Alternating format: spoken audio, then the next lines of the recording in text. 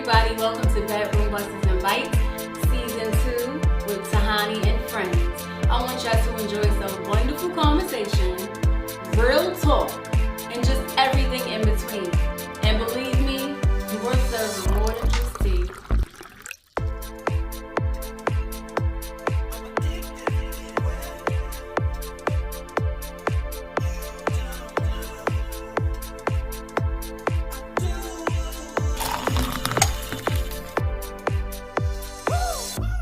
Diddy bopped up the fire, evolved, whacking these fastball sliders and all. The Andrew McCutcheon of music I ball, translucent what you think that you seem dissolved. Got more things I'm bagging and getting it off. Got them on twitching and itching. Who girl is watching, I give her a fixing. Foreigns and around looking just like a stitching. But that ain't your broad. And A little bit of burner again.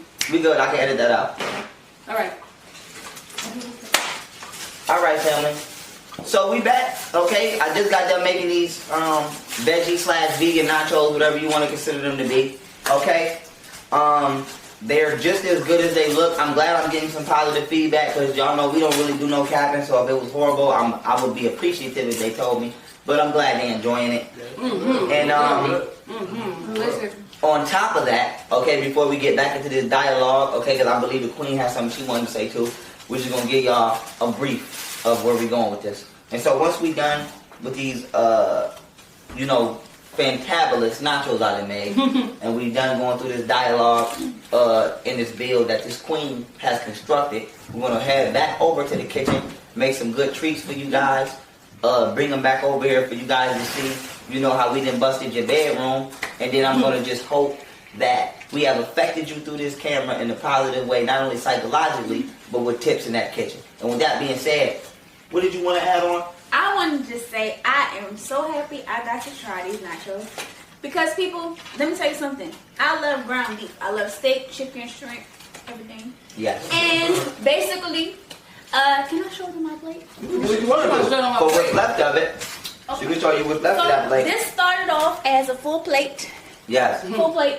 And now it's gone. So if you're not here, I feel sorry for you. Here we go. Let me tell y'all something. I just started this whole vegetarian thing, right? This tastes like meat. Right. I know it's not meat though. Right. I know I probably seem real slow right now, but no. No, you good. That's really good. Let me tell you something. And I don't even do the fried beans. You want these, bro? This is delicious. Vegetarian beans. This is good. This is real good. Well, you know what? I hope that this influences people to know that. Like I said, I don't care what you do. I don't live in your house. I'm not one of them guys. I don't really care. I don't think about you when I go to sleep or when I wake up.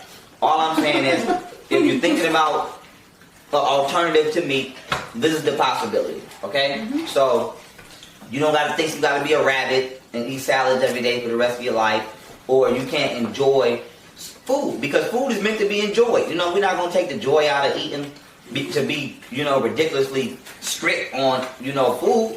We release dopamine in our brain when we eat. We feel rewarded. We feel good. Women take pride in cooking. I don't want women to feel like they can't cook things that they family enjoy. So this ground beef can not only be used for tacos, it can be used for spaghetti. It can be used for, if you want to make a fake Philly cheese steak sub, you can make all kinds of stuff. And so, these meatless products can be made the same way that you cook regular meat, seasoned the same way you cook regular meat, except it's not regular meat.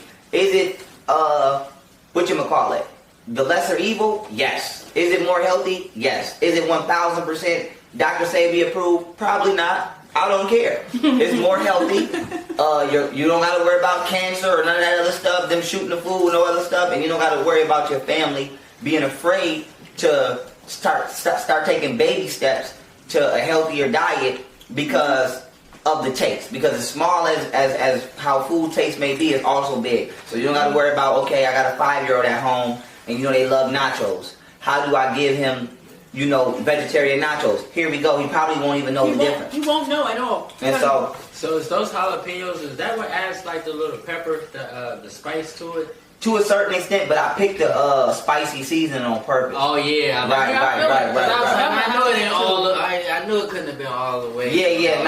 The taco seasoning I use it spicy, so I use everything mild, and then also it's the nacho itself. Oh, It has a little bit of kick. spice. Yeah, because it's not a regular nacho. This is The pepper one, the pepper, red pepper. Yeah, red pepper nacho. I like that spice though. I like It's spice. real good, y'all. Like y'all, you know what, y'all? I wanted to tell y'all real quick about another buster that I read.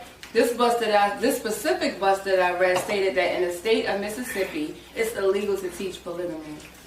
You can actually get a ticket for teaching polygamy. You know what? Mm-hmm. And like it's crazy because you never knew that these laws existed. I knew it was something stupid, you know, in the world, but you know what? you know. Before I chime in, one of y'all want to chime in on that? I'm sorry, I don't know what that means. Polygamy? Yeah. Okay. It's okay. I have It's no all right. idea what that Listen, is. this bedroom busters and bites. Mm-hmm. Bedroom buster and bite. Bedroom Okay? busters and barks. Polygamy, it's basically when you have multiple partners. You know, to make a long story short, because you got polyamory and polygyny and all this extra stuff. I ain't trying to go down the road. Polygamy, long story short, is when you have multiple partners. Oh. Now, I like to deal with facts. I like to deal with opinion. 98% of European regions, countries, anywhere they own, is going to always be illegal. Okay? So you're going to see polygamy legalized in 90% of African countries, and it's going to be illegal in 90% of European countries. But you're going to see homosexuality legalized in the majority of... You already see that now. Yes. It's already legalized. Yeah. In certain states and stuff like that. Illegal, you said legalized. Legalized, like made it legal. They Right. made it legal. Right. Homosexuality? Yeah. Well, And bestiality is legal over here too in like 10 or 11 states. And that just made it legal probably like a few years ago. It was never like that. Right. And so the reason I'm bringing this up is because it's a cultural practice. And you have to know your culture. And I have to always give you the history before I give you the science, because sometimes you might feel like, that doesn't apply to me. And I want you to have your right to feel like that, because it doesn't apply to you sometimes. And so, you're going to always see polygamy legal in areas that's, governed by black people. You're going to see it illegal in areas that's mostly governed by Caucasians. And this is not just like a racial thing. This is due to a population thing. There are more Caucasian people dying than being born. Every 57 seconds, one non-black person dies from skin cancer from the sun. And so if they legalize something that would allow us to outpopulate a certain race of people, that would be stupid on their behalf. So I kind of understand why it's not legal. But people need to realize that even during slavery times, polygamy was legal for white people. It became illegal because the rich white slave masters was the ones with all the wives, and the broke Europeans didn't have no wives. And so to make it fair, they just illegalized it, outlawed it, and now you had to be monogamous. So the reason I'm giving y'all this long build is because I know some of y'all about to talk about marriage and things that come out of the Bible. A lot of that stuff was added on as they went. Marriage was added on as a form of birth control, because if I'm a slave, right? Because what a lot of people don't want to understand about slavery is people were already over here, okay? This wasn't no big, giant, empty country, and they brought all of Africa over here and just populated. It was people over here. So if you catch me and you kidnap my family and I got 4 wives, I'm on the plantation populating more than you can feed. So think of it like jail, okay? The reason that they separate the men from the women in jail is not because of just the potential physical confrontation. Is because they don't need nobody in here to create no extra prisoners that they did not lock up. So if the plantation can only hold 1,000 slaves and I got 4 wives, and I'm doing what I do with them for 50 years, you know how many children we could create? So what they did was they said, okay, we're going to control who create children. That's why they had specific farms that was just for breeding. And then they used marriage as a form of control with that, you can't, have sex until you get married. And the pastor was the slave master. So until the slave master said you can get married, you can have sex, you couldn't have sex. So the reason I'm saying that is just as much as people want to value monogamy, you need to learn the evil intent that, in regards to monogamy being inserted. And I believe that polygamy is also outlawed because when done right, we're not talking about, polygamy, as I call it. Polygamy. What is polygamy? Can you tell us about polygamy? What is polygamy? Polygamy is when niggas have ill intent and they using a righteous, divine structure of relationship to just get their rocks off. Or it could go both ways, the women too, because it's not always on the man. Because sometimes you got a man that got good intent, you got women that just think they about to be in somebody's house looking glamorous and getting taken care of, and they don't have a job to do besides look cute. So that's polygamy.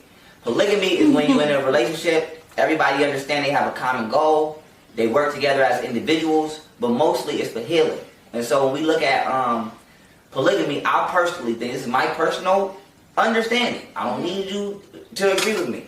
But to me, I think polygamy would be very healing to the man and the woman because it would restore manhood because it will force a man to have to be a man. So I say that because if you got 3 women, that's right. If you got 2-3 women in your life, you got to boss up. All eyes on you. And this is my brother right here. I'm not speaking on him specifically, but I'm using him as an example. If I don't know him and he walk in the room with 3 women, I'm looking. I want to see. Oh, hold on, what are you doing? So this is going to force him to carry himself a certain way, and this is going to force him to hold himself to a certain standard. So I think it will restore the obligation that men have in the house. And then for 2, I think it will restore femininity because right now we have so much. Women are so toxic, right? And I know women about to get mad, but I'm ready. I will go to war with all y'all, so I don't care. Women are so toxic today that y'all turn other feminine energy into competition so much that y'all will employ and support homosexuals before you do a man, because the only way most women will allow femininity to be around is if it's coming from a man. So don't get mad at me. Do the research. How many, and I'm speaking on black people because I'm black, I grew up around black people. I can't talk about what Amy and them do. I didn't grow up with them. I'm speaking on Tyrita and them, okay? When you look at black people get famous, right? Especially black women, right? Y'all love Meg Thee Stallion. Meg Thee Stallion probably love y'all too. She don't employ you though. That makeup artist is a nigga that's trying to be you, okay? So my thing is this. Polygamy would restore sisterhood, okay? It would restore trust. It will restore compassion. It will restore not just motherly bonds, but sisterly bonds. So most people look at polygamy and the first thing they think of is threesome. I don't have to be in a polygamous relationship to go have a threesome. I can go to Vegas right now with $500 and go have a threesome. So I don't need polygamy for that. So polygamy is for, I got to go to work, but I don't have to worry about daycare because I got 1 or 2 other women that I trust to watch my kids and vice versa. Okay? We can all run a business. We can hire each other. If I need a secretary, I can hire one of my queens as my wife. If I need a cameraman, I can hire one of my queens. So we can keep this money churning in the family. And you know me personally, I'm trying to get powerful enough to take it to a Rothschild. So I need family structure and generational wealth. But the point I'm trying to make is polygamy will restore these things. And most women who is anti-poly are anti-poly not because of man, but because of women. Because most y'all women out there who watching this right now, when you get you halfway through your comment, you didn't even get to hit send. And I paused you. I'm talking to you. Most y'all right now, when y'all hear polygamy, the first thing y'all think of is, I don't want to share no D. So, I just want to say this. I ain't lying. I just want to say this on that tip, though. I want to say this on that tip. You sharing D anyway. See? Everybody say that. Listen, I'm going to tell you why you sharing D anyway. Unless you was the first person ever that this man had sex with, and he been with you since that point, you sharing D. Okay? So, cut that out. That's like me saying I don't want to share no P. I'm not your first man. What you think? I want to? Is the vagina supposed to be in a box? So it's not yours. And the reason that this is crazy because the relationship is a spiritual relationship, but we looking at it as a physical, from a possessive relationship. I don't own you. Right. I don't own you. You can leave tomorrow if you want. I don't own you. So the reason I say that is because you know how many women is side chicks because they like the dude. But if the dude said, "Listen, my girl said you can come be in a relationship," you would spin. Because the idea of another woman being as happy as you, it activates that demon in you. So most women don't want to do polygamy not because of the man. They don't want to see other women happy. So if you say, listen, I want to love somebody the same amount of way that I love you.